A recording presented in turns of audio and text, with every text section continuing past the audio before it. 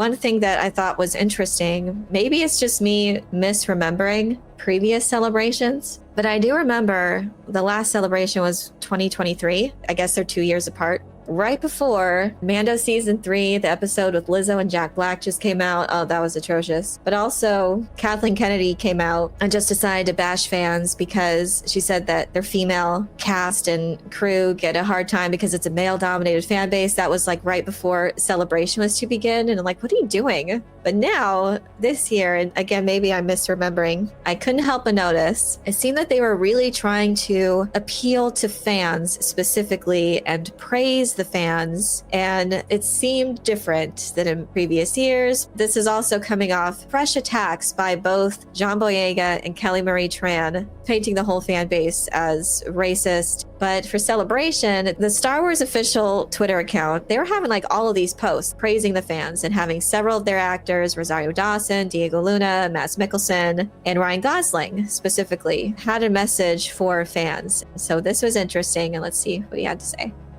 But is there a message that you want to share with the fans, you know, in this moment when you're first just stepping into this journey? I think, you know, the Force is a mysterious thing, but I think as I'm here, I feel like the Force is the fans. And I think all we can hope for is that, may the fans be with us. That's beautiful.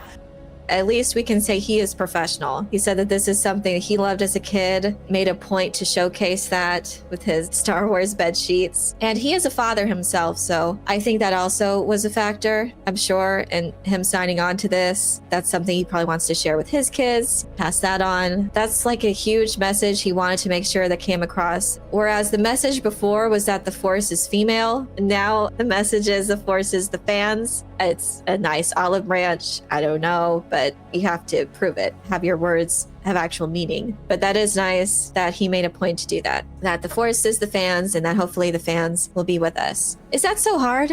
So is this a course correction? I just feel like it's interesting that this is preceding Kathleen Kennedy's departure as head of Lucasfilm when her contract ends at the end of this year. But also now it's just we're having all of this specific messaging, reaching out to the fans, addressing the fans, praising them for their support. I haven't noticed it in previous celebrations to this degree, but this is something we've endured since the sequel trilogy came out. It was specifically really tough to hear John Boyega say what he did because we fought for his character. It was a bait and switch. The marketing for his character of Finn made it seem like he was the Jedi, that he was this stormtrooper on a path to becoming the Jedi, a Jedi, hopefully under the tutelage of Luke, because that first trailer, we had him speaking and we presumed because of the deceptive marketing that he was speaking to Finn. And yeah, the movie made $2 billion because of that. So clearly the fans and general audiences did not warrant the attacks that would ensue for years to come. They were there to see a Star Wars movie that made it seem like Finn was the main character. $2 billion that film grossed. If you're online, you are going to get comments from racist trolls. They do exist, but to paint the entire fan base as racist just based on the comments of a few idiots, I mean, that's ridiculous. And it was certainly not the majority. By far, people wanted Finn to be the main character, and time again, they called out the mistreatment of his character, Rose as well, that it was just a side quest. I mean, they made him a janitor. We thought he was the main Jedi, and they turned his character, lo and behold, into a janitor that just was written to simp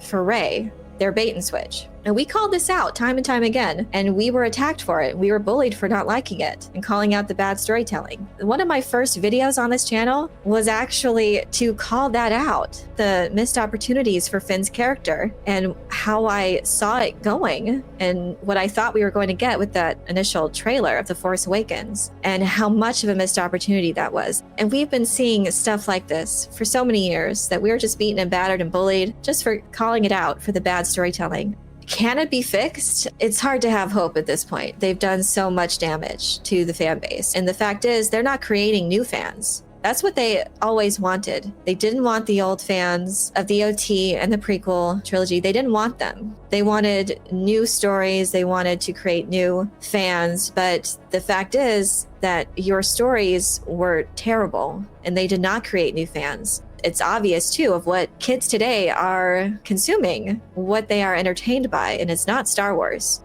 They didn't watch Skeleton Crew, and it was definitely made for a younger audience, and they weren't watching it. They had less numbers than The Acolyte. So at this point, I have my own ideas for how you can right the ship. It's possible. There is a narrow way through. You can do this. When you have competent people, which Tony Gilroy is experienced, and especially for the kind of story that they brought him on to do, had a huge resume and was able to make something that made sense and it was interesting. But yeah, just get people who know what they're doing and that care about good writing. And this is the result. If you just have more of that, and if you care, so hopefully Sean Levy can follow that tradition. Maybe this will be a good starting point. But there is a lot, though, to make up for the damage that they've done.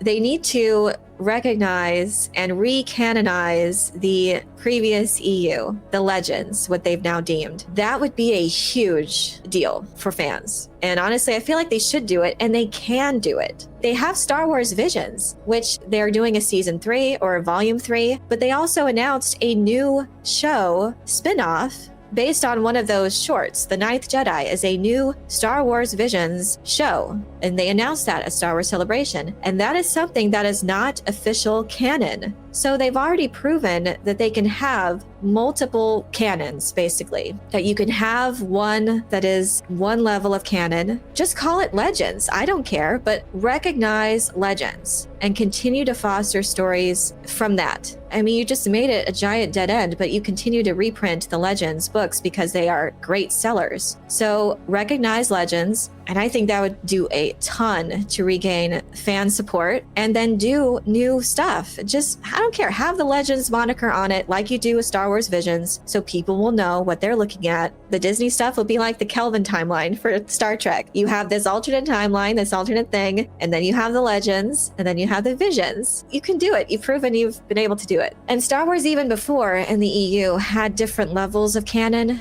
I think certain video games weren't official.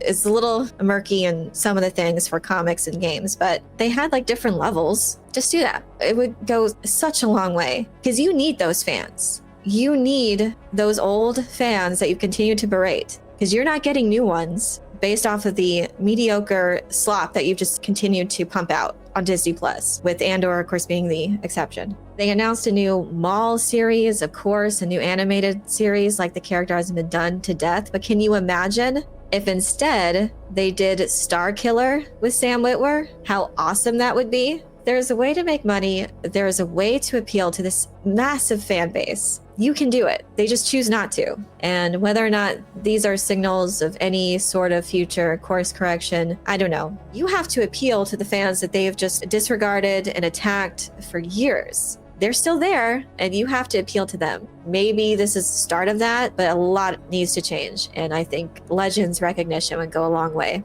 I love this so much. I love this IP so much. I just want it to be good. But for me too, as especially a Legends fan, it's just so disheartening to see Legends continually be disregarded, but also just picked apart for whatever subpar to mediocre to trash storylines. It's a shame. I mean, why'd you buy this? Why'd you buy Star Wars with its treasure trove of EU stuff and stories if you weren't going to use it?